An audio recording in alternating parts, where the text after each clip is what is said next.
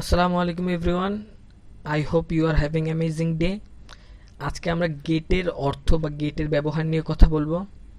Gate অর্থ কি? Gate অর্থ কি শুধুই পাওয়া?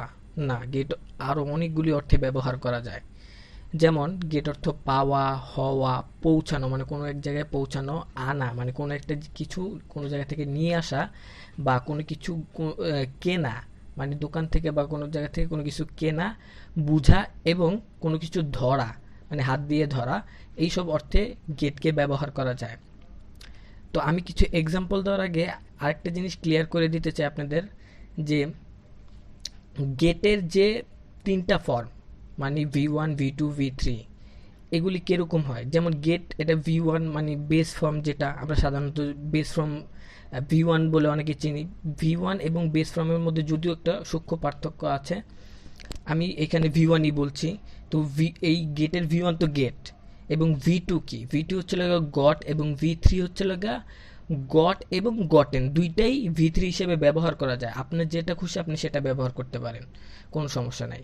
এবং গেটের সাথে যদি আইএনজি যুক্ত হয় সেক্ষেত্রে কিন্তু এর স্পেলিংটা বা বানানটা এরকম হয় যে GE তারপরে আইএনজি, মানে GET গেট তারপরে সাথে সাথে আইএনজি হয় না, GET তারপরে আইএনজি হয়। সেক্ষেত্রে গেটের সাথে আমরা আইএনজি কখন দেখি? যখন জিরান্ড হিসেবে ব্যবহার করা হয়, অথবা কন্টিনিউয়াস টেন্সে যখন ব্যবহার করে তখন গেটের সাথে আইএনজি দেখি। তো আপনারা গেটিং এই স্পেলিংটা দেখে কনফিউজ হবেন না, অথবা গেটের জায়গায় গড বা গটেন দেখে কনফিউজ যেন না হন, এর জন্য আমি এই কথাগুলো আগেই বলে নিয়েছি। হয়তো আপনারা ভাবতে পারেন যে এইখানে তো গেটের ব্যবহার হচ্ছে, তাহলে গড বা গটেন কোন জায়গা থেকে আসলো? তো আই হোপ আপনারা ব্যাপারটা বুঝতে পেরেছেন। তো গেট যে প্রথম অর্থ পাওয়া, এই অর্থ নিয়ে কিছু এক্সাম্পল দেখা যাক। যেমন where did you get this pen, মানে তুমি এই কলমটি কোথায় পেলে। এখানে যদি আমরা ভেঙে ভেঙে বুঝাই, ওয়্যার মানে কোথায়, did you get this pen মানে এইটি কোথা থেকে পেলে তুমি। এখানে গেটের অর্থ পাওয়া হিসাবে ব্যবহার করা হয়েছে। আবার I got your letter yesterday, আমি গতকাল তোমার চিঠি পেয়েছি। এখানে দেখেন পাস্ট ইনডিফিনিটে ব্যবহার হয়েছে। এখানে গেটের V2 হচ্ছে গট, সেই গটটা এখানে বসেছে। তো পাস্ট ইনডিফিনিট মানে সাবজেক্টের পরে V2 ফর্মটা বসেছে, গেটের V2 ফর্ম গট বসেছে। তাহলে এর অর্থটা কি হবে? I got your letter yesterday, আমি গতকাল তোমার চিঠি পেয়েছি, মানে গতকাল পেয়েছে, তার মানে পাস্ট, এর জন্য পাস্ট ইনডিফিনিট এর ব্যবহার হয়েছে। আবার গেটকে যদি হওয়া অর্থে ব্যবহার করা দেখি আমরা, সেক্ষেত্রে উদাহরণ হবে আই অ্যাম গেটিং লেট, আমার দেরি হচ্ছে। এখানে গেট অর্থ কিন্তু আর পাওয়া না, যে আই অ্যাম গেটিং লেট আমি দেরি পাচ্ছি, এরকম তো আর অর্থ হয় না। এখানে গেট অর্থ হচ্ছিল হওয়া, তাহলে অর্থটা কি হচ্ছে? আই অ্যাম গেটিং লেট, এখানে গেট অর্থ হওয়া, তাহলে আমার দেরি হচ্ছে। এখানে প্রেজেন্ট কন্টিনিউয়াস টেন্স হয়েছে। তো প্রেজেন্ট টেন্স অনুযায়ী প্রথমে সাবজেক্ট আই, তারপরে অক্সিলারি ভার্ব অ্যাম, এবং তারপরে যে গেট ভার্বের সাথে আইএনজি যুক্তর কারণে গেটিং। তো অর্থটা আই অ্যাম গেটিং লেট এর অর্থ হচ্ছে আমার দেরি হচ্ছে। আরেকটা উদাহরণ যদি দেখি, the T is getting cold, মানে চা ঠান্ডা হয়ে যাচ্ছে বা চা ঠান্ডা হচ্ছে। তো আমরা চা ঠান্ডা হচ্ছে বাংলায় বলি না, আমরা বলি চা ঠান্ডা হয়ে যাচ্ছে, দুটো একই কথা। আবার গেটকে যদি আমরা পৌঁছানো অর্থে ব্যবহার করি, পৌঁছানো বা যাওয়া অর্থে যদি ব্যবহার করি, তাহলে গেটের যে উদাহরণটা আসে সেটা হচ্ছে লেগে হাউ ডিড ইউ গেট দেয়ার, মানে তুমি সেখানে কিভাবে পৌঁছালে। এখানে গেট অর্থ পৌঁছানো, তাহলে হাউ ডিড ইউ গেট দেয়ার, তুমি সেখানে কিভাবে পৌঁছালে। আরেকটা উদাহরণ হচ্ছে I got home day before yesterday. এখানে এই যে গট সেটা কি? গেটের V2, এখানেও পাস্ট ইনডিফিনিটের ব্যবহার করা হয়েছে। তাহলে আমি পৌঁছেছি, আই গট হোম মানে আমি বাড়ি পৌঁছেছি, ডে বিফোর ইয়েস্টারডে মানে গত পরশু। তাহলে আমি এর অর্থটা হচ্ছে আমি গত পরশু বাড়ি পৌঁছেছি। তারপর গেট অর্থ যদি আনা হয়, আনা অর্থ যদি গেটের ব্যবহার আমরা দেখতে চাই, সেক্ষেত্রে এক্সাম্পল হচ্ছে please get me a glass of water, মানে অর্থটা হয় দয়া করে আমাকে এক গ্লাস পানি এনে দাও। এখানে গেট অর্থ কি? আনা, মানে কোনো কিছু নিয়ে আসা। তাহলে প্লিজ দয়া করে, গেট মি এনে দাও, আমাকে এনে দাও, এ গ্লাস অফ ওয়াটার, এক গ্লাস পানি। তাহলে এর অর্থ হচ্ছে please get me a glass of water, দয়া করে আমাকে এক গ্লাস পানি এনে দাও। আরেকটা উদাহরণ যদি আমরা দেখি, can you get me a book from the library. এর অর্থ কি? এর অর্থ হচ্ছে তুমি কি আমাকে লাইব্রেরি থেকে একটি বই এনে দিতে পারবে। এটা যদি আমরা ভেঙে ভেঙে দেখি, ক্যান ইউ গেট মি, তুমি কি এনে দিতে পারবে এ বুক, একটি বই, ফ্রম দ্য লাইব্রেরি, লাইব্রেরি থেকে। তাহলে পুরো অর্থটা দাঁড়ায় তুমি কি আমাকে লাইব্রেরি থেকে একটি বই এনে দিতে পারবে। তো আনা অর্থে আমরা দেখলাম গেটকে কিভাবে ব্যবহার করা যায়। এখন যদি আমরা গেটকে কেনা, মানে কোনো কিছু কিনা, দোকান থেকে বা কোনো স্থান থেকে কোনো জিনিস কিনে যে আমরা, সেই কেনা অর্থে যদি ব্যবহার দেখতে চাই, তাহলে এর উদাহরণ হচ্ছে I have to get the book from New market. এর অর্থ আমার নিউ মার্কেট থেকে বইটি কিনতে হবে। আই হ্যাভ টু গেট মানে এই গেট অর্থ কেনা, তাহলে আই হ্যাভ টু গেট মানে আমার কিনতে হবে। এই হ্যাভ টু অর্থ কোনো কিছু করতে হবে।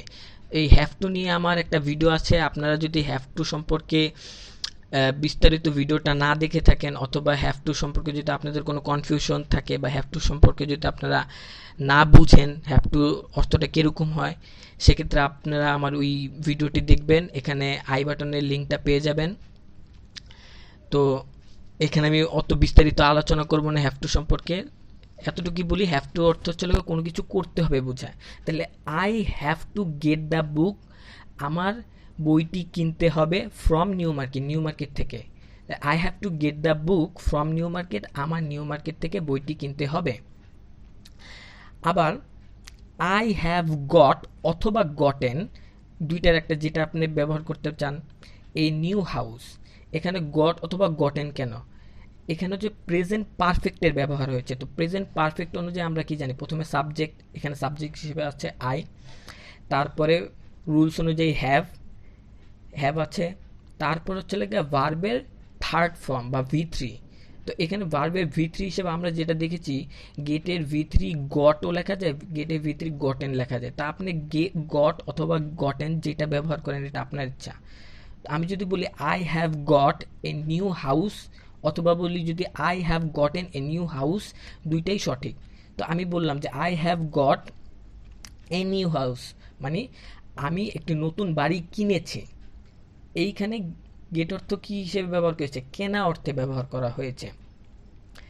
তারপরে যদি দেখি গটকে কিভাবে বুঝা, মানে কোনো কিছু বুঝতে পারা, সেই অর্থে কিভাবে ব্যবহার করা যায়, সেই ক্ষেত্রে ব্যবহার করা যেতে পারে যেমন I did not get you, আমি আপনার কথা বুঝতে পারিনি। এখানে আই ডিড নট মানে না বোধক বোঝানো হয়েছে।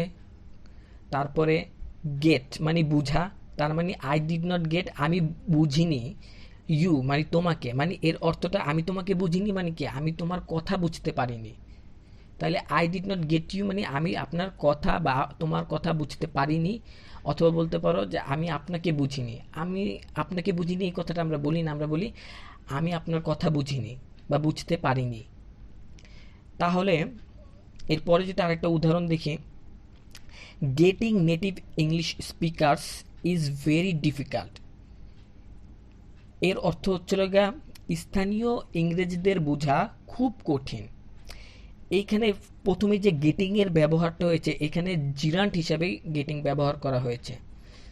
তো আমি বলেছিলাম জিরান্ট অথবা প্রেজেন্ট কন্টিনিউয়াসের ক্ষেত্রে যে আইএনজি হয়, সে ক্ষেত্রে গেটিং এ ডাবল টি ব্যবহার করা হয়। তো এইখানে সেই একই কাজ করা হয়েছে। দি গেটিং নেটিভ ইংলিশ স্পিকার্স এর অর্থ হচ্ছিল স্থানীয় ইংরেজদের বুঝা। এই গেট অর্থ বুঝা, তাহলে গেটিং নেটিভ ইংলিশ স্পিকার্স স্থানীয় ইংরেজদের বুঝা, আর এই পুরোটাই হচ্ছে সাবজেক্ট এখানে। তারপরে হচ্ছে ইজ ভেরি ডিফিকাল্ট, মানে এই স্থানীয় ইংরেজদের যে বুঝার কাজটা এটা খুবই কঠিন, এখানে সেটা বোঝানো হয়েছে। তা পুরাটার অর্থ যদি আরেকবার বলি, getting native English speaker is very difficult, অর্থ স্থানীয় ইংরেজিদের বোঝা খুব কঠিন। এরপর যদি আমরা ধরা ধরা অর্থে গেটের ব্যবহার দেখতে চাই, সেক্ষেত্রে দুটো উদাহরণ দেখা যাক। যেমন গেট দ্য থিফ, খুব সহজ উদাহরণ। গেট দ্য থিফ মানে হচ্ছে লেখা চোরটিকে ধরো। এইখানে গেট ধরা অর্থে ব্যবহার করা হয়েছে, গেট দ্য থিফ চোরটিকে ধরো। আরেকটা উদাহরণ হচ্ছে I have to get the train at 9 AM, মানে আমার 9টার দিকে ট্রেনটিকে ধরতে হবে। মানে ট্রেনের সময় হচ্ছে 9টায়, এর সময়ের মধ্যে তাকে ট্রেনের ধরার জন্য বা ট্রেনে যাওয়ার জন্য তাকে এই সময়ের মধ্যে পৌঁছতে হবে। সেটাকে আমরা বলি কি, আমার 9টার মধ্যে ট্রেনটি ধরতে হবে। তো এখানেও আমি আবার হ্যাভ টু এর ব্যবহার করেছি। I have to get the train, মানে আমার এইখানে গেট অত ধরা, তাহলে আই হ্যাভ টু গেট আমার ধরতে হবে দ্য ট্রেন, ট্রেনটিকে অ্যাট 9 AM 9টার দিকে। আর AM দিয়ে এখানে সকাল 9টার কথা বোঝানো হয়েছে। তো আমি আবার বলছি, যদি আপনারা হ্যাভ টু এর অর্থ না বুঝে থাকেন অথবা হ্যাভ টু নিয়ে কনফিউশন থাকে বা আমার আগের ভিডিও না দেখে থাকেন, আমি আপনাদের সাজেস্ট করব, আমার হ্যাভ টু নিয়ে ভিডিও বানানো আছে।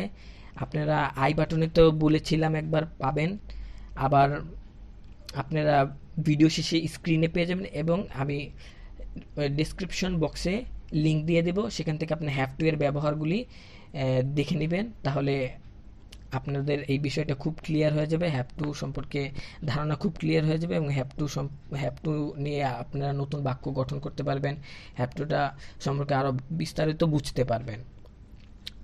তো আজকে এই পর্যন্তই। আসসালামু আলাইকুম। আরেকটা কথা, যে আমার ভিডিওতে অবশ্যই লাইক দিবেন, সাবস্ক্রাইব করবেন, সাবস্ক্রাইব করতে অবশ্যই ভুলবেন না। আসসালামু আলাইকুম।